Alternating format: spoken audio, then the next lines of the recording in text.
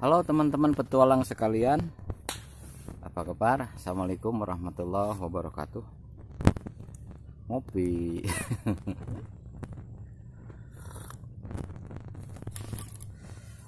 Sambil kita menunggu giliran mendapatkan coupling yang agak nyaman, mari kita ngobrol-ngobrol sedikit mengenai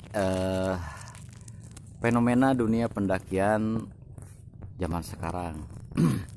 Bahwa tidak bisa dipungkiri, ternyata kegiatan mendaki gunung zaman sekarang itu begitu masif ya. Siapapun bisa sekarang naik gunung. Karena apa? Pertama, informasi udah bisa diakses oleh siapapun. Yang kedua, mengenai gear atau peralatan, kalaupun tidak beli itu bisa menyewa atau ngerental. Kalau dulu paling pinjam temen, nggak ada tempat rental. Kemudian transportasi sekarang lebih mudah, apakah itu menggunakan kendaraan pribadi atau travel ya, agen travel, agen perjalanan yang khusus melayani perjalanan menuju ke base camp pendakian. Nah, itu semuanya merupakan faktor yang mempermudah dan mempermasif kegiatan mendaki zaman sekarang. Ditambah lagi di media sosial itu postingan-postingan tentang mendaki gunung, tentang keindahan-keindahan mendaki gunung itu wah luar biasa banyak. Dan itu merupakan salah satu daya tarik untuk orang awam yang ikut-ikutan pengen naik ke gunung. Tapi di balik semua itu timbul satu pertanyaan, apakah mereka tahu nggak resikonya seperti apa sih naik gunung itu? Dan saya yakin nggak semua yang melakukan aktivitas naik gunung itu tahu. Apa saja itu adalah, salah satunya adalah penyakit yang biasa timbul pada saat kita melakukan aktivitas pendakian. Nah, ini seharusnya wajib diketahui oleh seorang pendaki ataupun orang yang mau mendaki.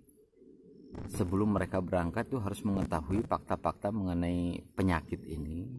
Karena apa? Kalau kita tidak tahu, maka nanti penanganannya seperti apa. Andai kata tersebut menghinggapi Anda atau yang lainnya, penanganannya seperti apa kan repot. Karena apa? Penyakit ini berujung pada kematian ya, dan itu bisa berlangsung secara cepat. Penyakit apa itu? Kita bahas sebentar lagi ya. Buka-buka dulu. Kopi dulu biar cerdas.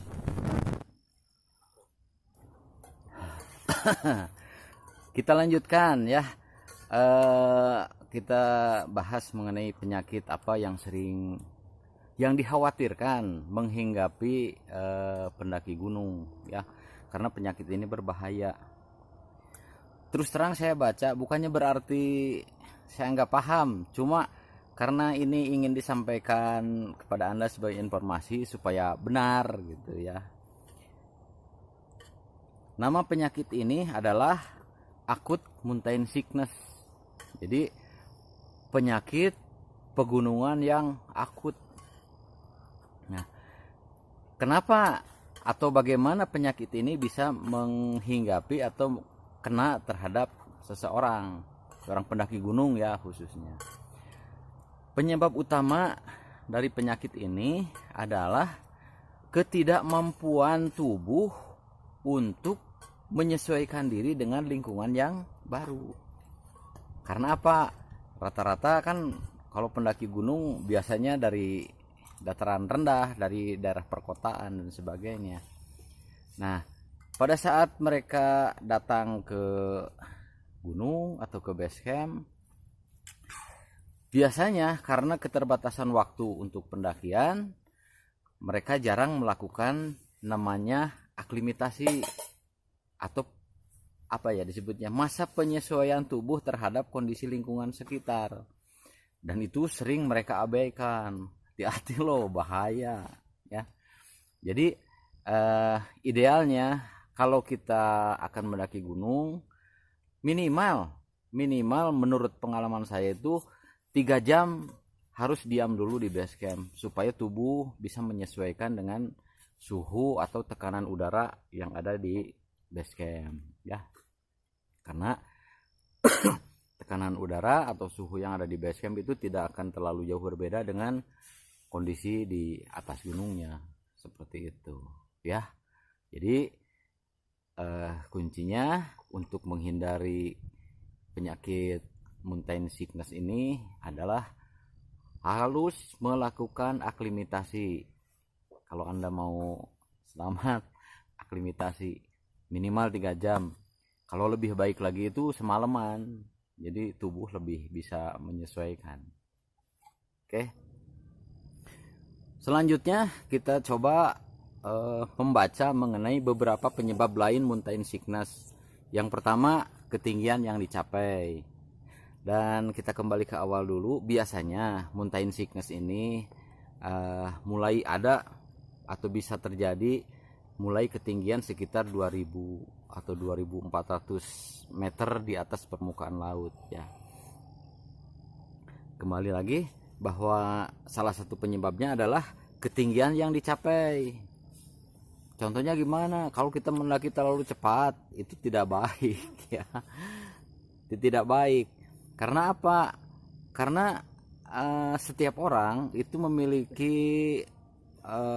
reaksi tubuh yang berbeda-beda terhadap perbedaan tekanan yang ada di bawah dengan yang di atas. Jadi penyesuaiannya berbeda-beda. Oleh karenanya penyakit ini tidak bisa dipukul rata. Apakah semua orang bisa terkena? Bisa. Apakah tidak terkena? Bisa juga. Jadi betul-betul penyakit ini bisa kita hindari kalau kita mensiasatinya. Artinya salah satunya adalah jangan mendaki terlalu cepat ya. Atur saja santai, puncak nggak kemana-mana. Umpamanya Anda termasuk baru dalam kegiatan mendaki gunung ini, alangkah baiknya kalau mengatur waktu libur itu harus lebih lama. Woi, matanya woi.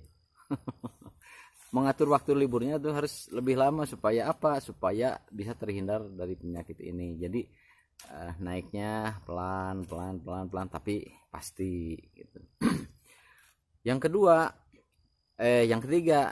ketiga penyebab mountain sickness ini adalah kelelahan. Kelelahan itu banyak faktor pemicunya. Misalnya terutama orang-orang yang baru mencoba naik gunung biasanya ogah yang namanya makan. Karena secara umum kalau di gunung itu makan betul-betul seadanya, kadang-kadang cenderung jorok ya, Nduk ya.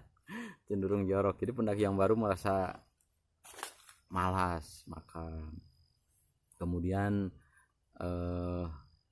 proses pendakian terlalu cepat juga bisa mengakibatkan terlalu lelah, atau teman seperjalanan yang tidak menyenangkan itu juga bisa memicu kelelahan yang berlebihan. Kemudian beban yang dibawa biasanya ya, kalau Anda tidak nyewa porter biasa dibawa sendiri. Bagi yang belum terbiasa itu betul-betul melelahkan. Udah berat, jalanannya nanjak, medannya asing, makannya dikit, tidak teratur. Terus Anda tidak mau atau tidak mencari informasi bagaimana seharusnya melakukan pendakian, maka itu akan memicu kelelahan yang di ambang batas kewajaran, kelelahan yang berlebihan, dan itu akan memicu terjadinya mountain sickness. Kita tunggu penyebab lainnya ya. Ngopi dulu, santai aja. nunggu kapling kosong di bawah ya nu ya. Kagok kopinya geus kosong. Penyebab lain dari mountain sickness itu adalah kekurangan cairan. Apa saja yang bisa memicu terjadinya kekurangan cairan? Pertama, minum kurang ya, karena Anda malas bawa bekal air dari bawah, di gunung kehabisan air. Aduh, itu fatal sekali bro. Air menjadi faktor yang sangat penting ya, jadi walaupun berat bawa gitu ya. Nah, kalau Anda kurang minum itu wah berisiko tinggi. Kemudian juga kalau beraktivitas mendaki itu pasti keringatnya banyak. Kalau keringat banyak artinya keluar cairan, tidak disuplai dengan cairan yang baru, itu bisa terjadi dehidrasi, kekurangan cairan. Kalau pernah merasakan dehidrasi itu kan luar biasa, wajah serasa terbakar, kadang-kadang merasa pusing seperti gejala vertigo, kemudian jalan sempoyongan. Nah, itu salah satu akibat dari kekurangan cairan. Duk, kita pernah ya kehabisan air ya di Gunung Guntur. Bukan kehabisan sih, cuma masalah bukan yang melalui Cikahuripan. Airnya bau ya.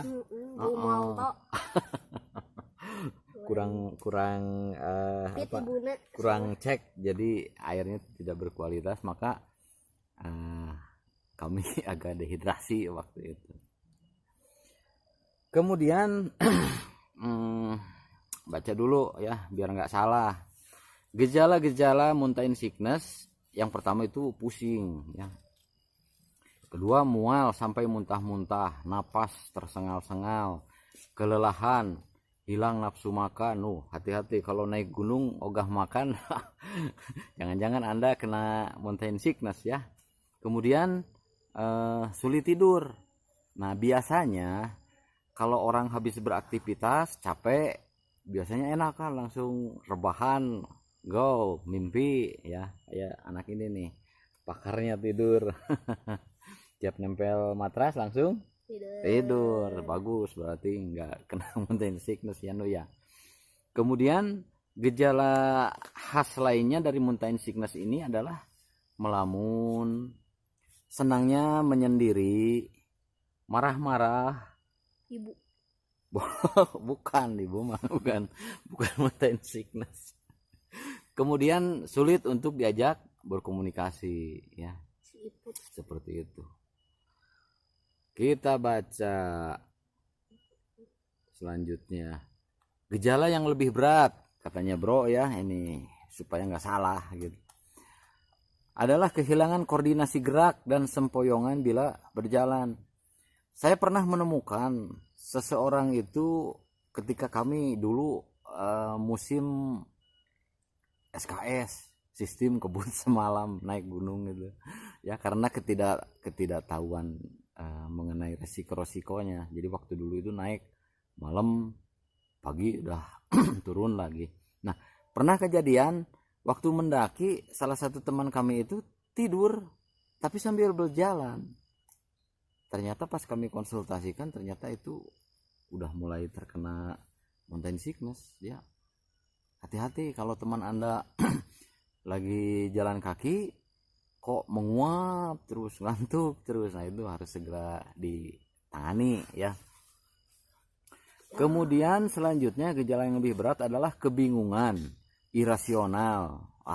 Banyak itu kasus yang terjadi ya. Kemudian selanjutnya bicaranya ngaco ya, kemana-mana, nggak menentu ngomongnya, kemana-mana.